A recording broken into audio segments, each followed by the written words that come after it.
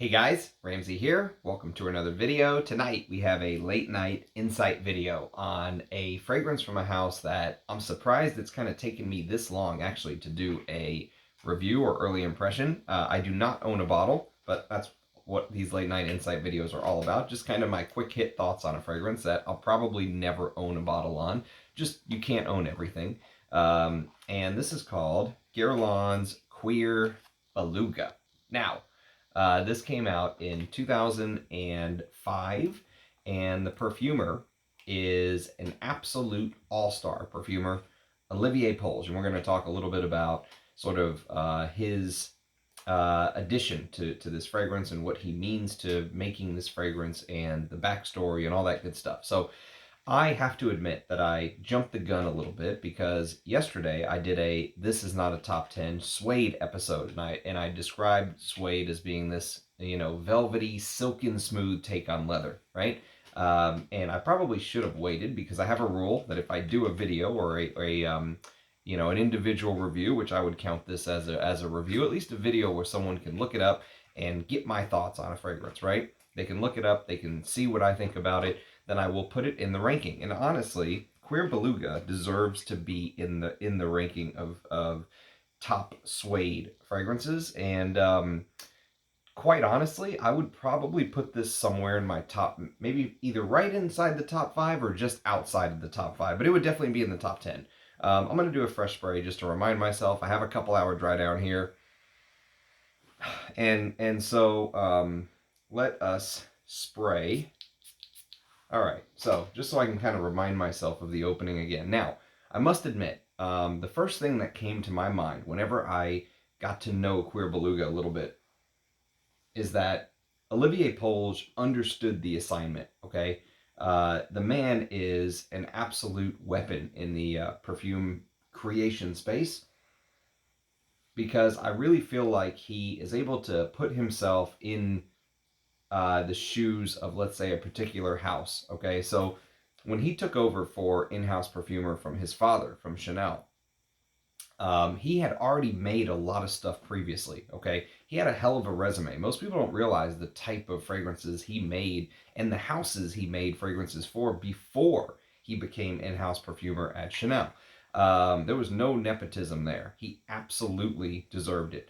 And so just think about the houses that he left his mark on before becoming in-house perfumer at Chanel. So for example, Dior with Dior Homme, Guerlain with Cuir Béluga, we're talking about it today, Van Cleef & Arpels, Midnight in Paris, Salvatore Ferragamo, F Black, which I will do a discontinued gem review on both F Black and Midnight in Paris.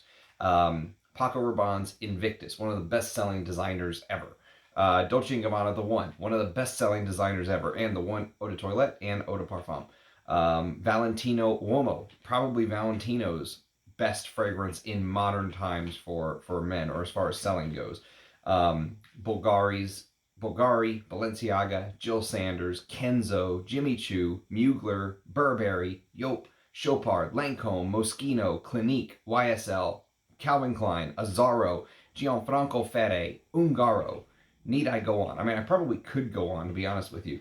But that isn't even referencing the brilliant work that he made at Chanel. I mean, things like Les Lions and all that good stuff are just absolutely stunning. So I think even if the man retired today and said, that's it, I'm never putting out another fragrance, he would go down as, I think, one of the all-time greats. Probably if he didn't even have his stint at Chanel, he would go down as one of the great perfumers, but he's obviously changed a lot since going to Chanel.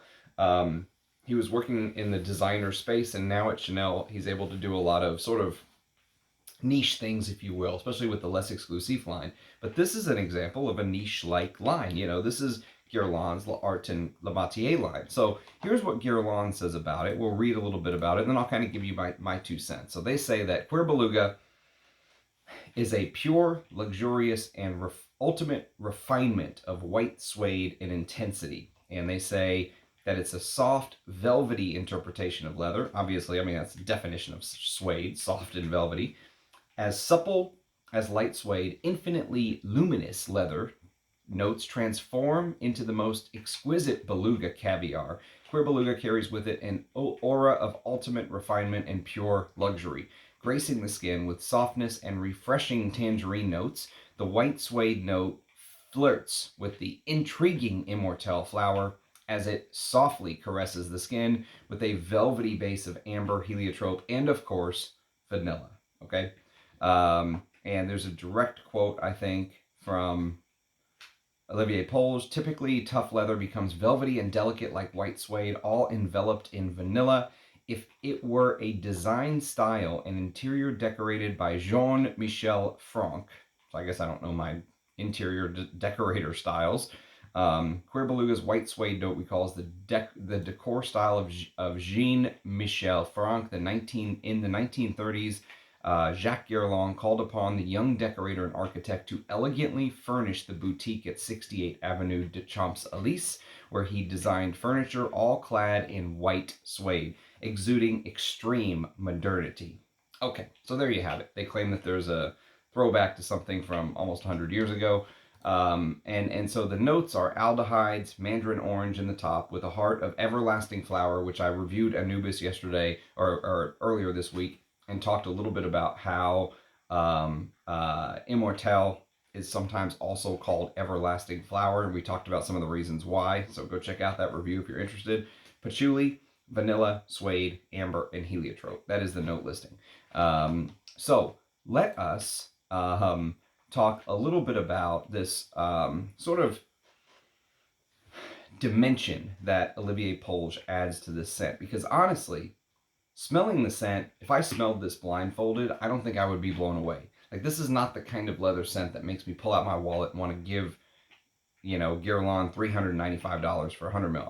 I have to be honest. It's not, my type of leather is probably the exact opposite of this, but this is a beautiful scent, okay?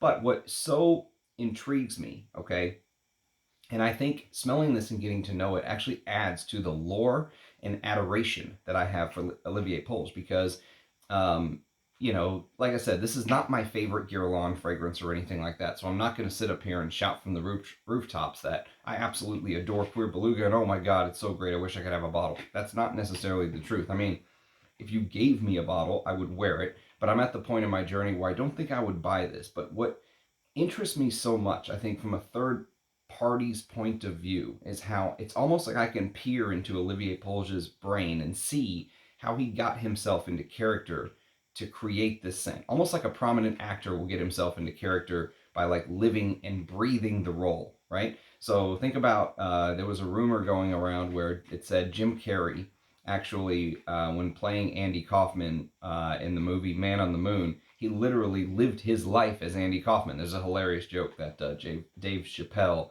tells on his newest stand-up about that, by the way. We will not get into that on this channel. This is a family-friendly channel, or sometimes it is, but go watch that if you're interested in learning about that. But yes, he literally lived his life as Andy. They wanted people to call him Andy. He was not Jim. Even when he wasn't on the set, he was Andy. And so to be fair and balanced, I do think that Olivier Polge had a little bit of an advantage, because you have to remember the timing. This is 2005, okay? So Jean-Paul Guerlain was still, and the last sort of heir of the Guerlain legacy, if you will, was still there and still young enough to, I think, be able to help and assist and teach somebody like Olivier Polge. Annick Minardo also made one of these L'Art and La Matière fragrances from the early 2000s. And so I think Jean-Paul Guerlain was still there to sort of impart that wisdom, that first-hand wisdom of what Guerlain stood for, the Guerlain aesthetic, onto somebody like Olivier Polge, who was probably, obviously, a sponge at that point. I mean, his father is one of the greatest perfumers of all time, but, sometimes a man has to step out of his father's shadow, and maybe learning from a great like Jean-Paul Guerlain left a big impression on him. So who better to teach about the Guerlain aesthetic than a Guerlain, right? So that being said, I think it's still very impressive that after smelling this, and this rumor of Jean-Paul Guerlain maybe getting assistance on some of his previous scents. So for example, there's a rumor that with Samsara, Jean-Paul Guerlain actually worked with Gerard Anthony, one of my all-time favorite perfumers, the creator of Balenciaga Pour Homme and Azzaro Pour Homme, and just all-time great perfumer in my mind. Hall of Fame, one of the greats, okay? On the Mount Rushmore of perfumers, right? But it came out that Jean-Paul Guerlain worked with Gerard Anthony when creating Samsara. And so when I smelled this the very first time, there was one scent that hit like this in my brain, and it was this right here. It was Spiritueuse Double Vanille, which the two scents obviously go in different directions, but there's something about the opening of Cuir Béluga, which just Spiritueuse Double Vanille jumped in my mind, which this is only 2 years later, which very well tells me that there may be some overlap. And honestly, after smelling this and seeing how Olivier Polge was able to get into that Guerlain aesthetic and mindset so thoroughly, I would not be surprised if Olivier Polge actually worked with Jean-Paul Guerlain on something like Spiritueuse Double Vanille. That's just my conspiracy theory brain trying to put things together that probably aren't there.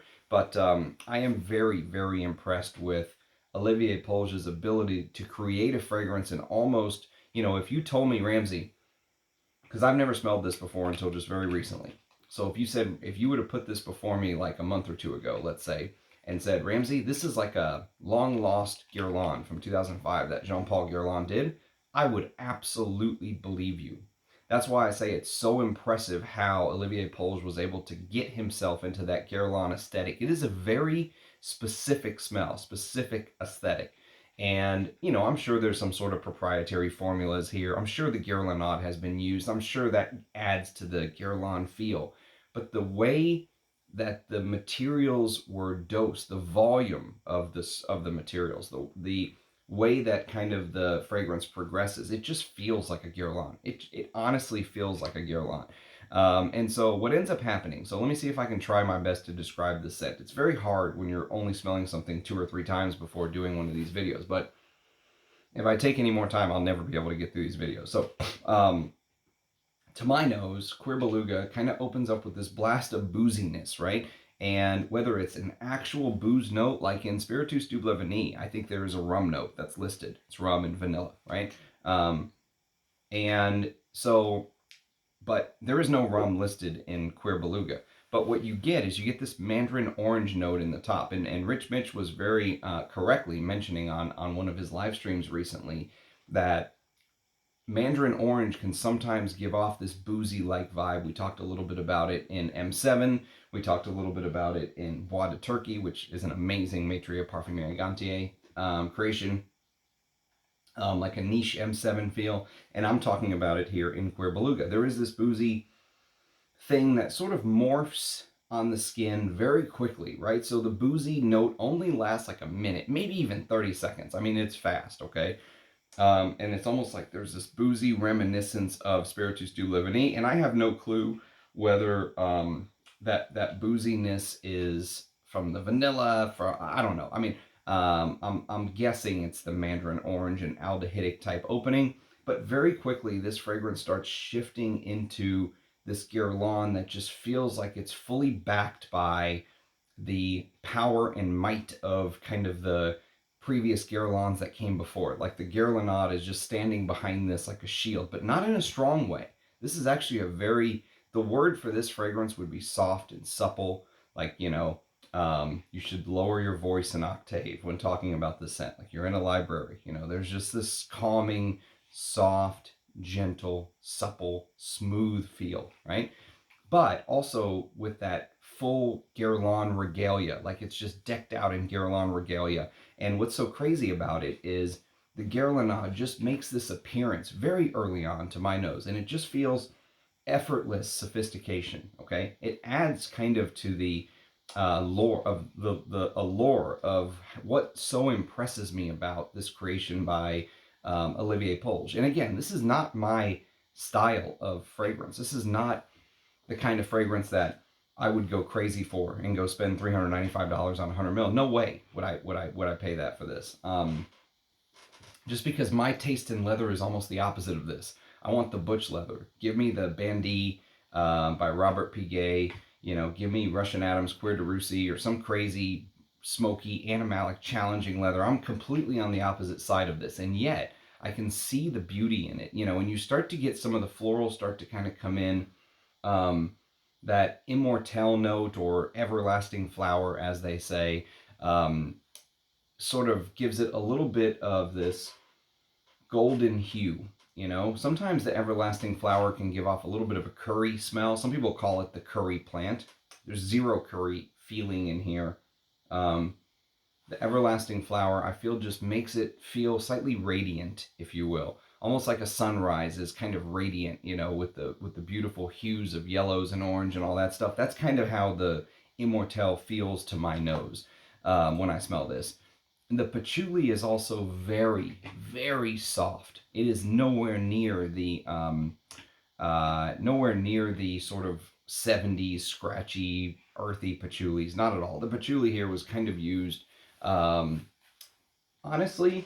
the patchouli is maybe like the biggest wild card to me in this scent because I don't really pick much of it up at all. But I'm sure it's there adding that heft and depth. You know, keeping everything grounded. Keeping everything anchored and not just being able to fly away. I'm sure that's what the patchouli is used for, but I have a hard time putting my finger on it. So the patchouli is a little bit of let's say, a wild card, okay? Now, this interpretation of suede, which is the kind of note du jour that everyone talks about in Cuir Béluga, is soft, like I said, supple, and almost subdued, like muted, you know? Or restrained. Let's say restrained. You have a lasso, you have a leash, you have a... you know, you've got it's the leather note is like tied to a tree. Okay, it's not running away, and it's very, very refined, extremely refined. And Olivier Polge has basically what I think he did. And again, this is just me prognosticating here on my throne. I'm on my soapbox, but I think he took the Guerlain. Okay, I think Jean-Paul Guerlain opened up the Guerlain books to him. He got the Guerlain formula, and he used the vanillas and the ambers and a note that is not listed in here, which is tonka. I would be shocked if there wasn't tonka in here. Tonkas, and it almost feels like the suede note is almost like the last thing that he put on top, like the cherry on top. Okay, like when building up this accord, I think from the couple times I've had a chance to try and break down kind of the way that this progresses, that the linchpin is the heliotrope. I honestly think that the heliotrope is more the star than the suede accord, in my opinion. But and I've often described heliotrope as having this Play-Doh feel. Like you can take Play-Doh and just kind of squish it, right? And it stays to the shape of your hand. But the way on my skin that this works is it almost feels like the amber acts as like a cheerleader. Meaning, have you ever seen like cheerleaders? And let's say the more full-figured cheerleaders are what they call bases, and the lighter cheerleaders are flyers, right? So the amber is the base, okay? And the amber is throwing the flyer up into the air, and the amber is literally throwing the heliotrope up into the air, right? And it just feels like the amber helps with that radiant sort of Immortelle note I was talking about earlier. The amber adds to kind of the warmth, but it announces that heliotrope in a way that like a base of a cheerleader would throw a flyer up in the air. That's my terrible representation, but that's what I could think of. That's what came to my head. Where do these things come from? I have no fucking clue. But the heliotrope, as it projects, as it flies through the air, gives off this warm, soft, powdery, almond-like smell, and the heliotrope note is just like thrust straight to your nostrils. At least for me, I get a lot of heliotrope in here, and I think of fragrances like Apres and Bleue, throwbacks to those kind of Guerlain classics, right? It's such a classy Guerlain. It is such a beautiful, classy Guerlain. Like I said, even though it's not my thing, to the point where I wouldn't go spend my money on this right now, not that I'm spending my money on anything anyways, but if I could spend my money, this would be way, way down the list. There would be a lot more that I would want to procure first, okay? So some people have told me over and over again that heliotrope has this marzipan-like smell, and I never really got it from other scents, but this is almost a perfect connection to that marzipan-like smell. So the description is almost too perfect. It writes itself. So this, if you look up this marzipan-like note, apparently it's supposed to have like this confectionery sweetness. That's exactly what you get in this, almost to the point where uh, the needle may move just a little bit to a gourmand, just a slight bit to a gourmand, okay? But imagine a gourmand not done in the ruckus, out of touch scent where, you know, the gourmand just feels like it's overkill and trashy, right? Not that at all. This is like a very classy type take on a gourmand, because the Guerlain, and I think decades and more than decades of sort of Guerlain, like I said, regalia and knowledge are kind of feel like they're standing behind this. It feels like Jean-Paul Guerlain opened up the books to Olivier Polge. He said, Olivier, you're a made man now, son. You're a friend of ours. Here's our ingredients. And Olivier Polge used some of that in creating this beautiful creation. So that confectionery, sugary, sort of sweetened, almondy, sugary smell is exactly what the heliotrope starts to kind of morph into. And if you want to take the image to its final conclusion, imagine the marzipan dough, which, by the way, is another great descriptor for heliotrope. Imagine this dough-like note, which, as I said, I think is kind of one of the big stars of the show. And just imagine this dough kind of being molded into this like fruits and vegetable shapes, which is what they do with marzipan. Apparently it's a huge thing. They paint them to look like real fruit, but it's marzipan, right? The suede accord would be like the very final touch to me. So the way I would describe it is, imagine like making this marzipan apple, right? And the final touch is putting like the stem of the apple on. That's the suede accord. Or like you make this orange looking marzipan to be painted like an orange, and you put the little navel opening where you know the navel opening of the orange is, right? That little navel opening final touch is the suede accord. And it just feels like that's how the scent was constructed to my nose. It feels like Olivier Polge used his knowledge of old Guerlains and maybe whatever Jean-Paul Guerlain could show him and teach him in the short amount of time they had to work together, and use the power of the Guerlain base and the classiness of the Guerlain style, and just kind of let all of that do the heavy lifting.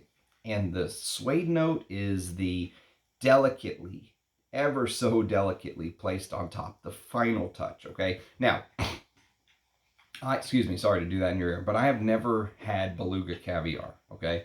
Beluga caviar is supposed to be, to my understanding, like the most buttery, silky, melt in your mouth kind of just caviar you could eat. It's like $10,000 a pound or something, right? So when I win the lottery, I'll have some fucking Beluga caviar. But that buttery, melt in your mouth like feel, okay? That buttery, soft, supple, just, you know, that there's no other way to say it. I mean, that is the way to say it, is what the suede accord in here feels like. It's probably one of the softest, gentlest, and most refined suede accords I've ever come across, okay? So even though it's not my thing, I have to kind of tip the old cap to Olivier Polge, and probably Jean-Paul Guerlain worked on this with them, I would assume. I wouldn't assume he would just say, have at it, Olivier. You know, there was probably some sort of back and forth. Even though his name's not on here, I mean, the guy is just like, you know, ever present when he was running the House of Guerlain. So I'm very glad I got to do this video. Very, very glad I got to smell this and get to know it. And even though it's not my thing, you know, I would spend my money on other things ahead of this, obviously. Still very impressed from that, from being able to try to put myself in Olivier Polge's shoes. This, to me, elevates the legend of Olivier Polge even another notch, if that's even possible. Now, I have not smelled Comet yet by Chanel, and there are some people who are saying it's not good, which I'm always careful of what I read online. I was thinking while I was wearing this, I wonder if Comet has any similarities to this. Because I think if you put this as a, and remember, this is almost $400 for 100 mils. And what's Chanel's price is probably what? The 200 mils now go for $500, I think, right? If I'm not mistaken. So when you start getting into those prices, I could totally see a hardcore frag head going and smelling you know, something in this softer, gentle range. And I think that's how Comet is kind of described. I don't think there's a connection to Cuir Beluga, but I think maybe they both wear in this refined, soft, supple kind of way, right? Gentle. Um, and so I could see the apprehension, let's say. So even though I think this takes the legend of Olivier Polge to the next level, I need to smell his new work. And there's so much from Chanel I have not smelled yet. So many Chanels I haven't smelled. Um, you know, I've been holding out with bated breath, although I can't hold my. I might be holding my breath for a long time. But I've been wanting a bottle of Sycamore EDT forever, and I just can't find it. It never comes up ever, and stuff like that, right? You know, so I would love the Parfum version of Cuir de Russie one day. I'd love the Parfum version of Sycamore one day. All of these, you know, unicorn rarities, that kind of thing. And so there's still a lot of Chanel's to smell, but from what I have smelled, Olivier Polge is in the driver's seat as easily one of the best perfumers doing it right now. You know, and he's been doing it for a long time. Him and Antoine Lee are kind of two of my current favorite perfumers, I will say, that are still actively perfuming. So anyways, that's just a little bit of a late night insight video on a fragrance I will never own a bottle of, most likely, unless one falls in my lap or someone says, here's a half bottle, Ramsey, have at it. I'll probably never have this in the collection. But Cuir Beluga, if you have experience with it by the House of Guerlain, I would love to know your thoughts, if they're close to mine, if you think I'm right or wrong or way off base. Again, these are early impressions, so can't judge this off of, you know, one or two wearings. Well, I just did, but take what I'm saying with a grain of salt. Anyways, love seeing your faces down below. Thanks for watching, commenting, liking, subscribing, all the stuff you guys do that I never tell you to do. It's a pleasure and an honor to get to do these videos for you guys as always. So cheers, and I'll catch you next time. Bye-bye.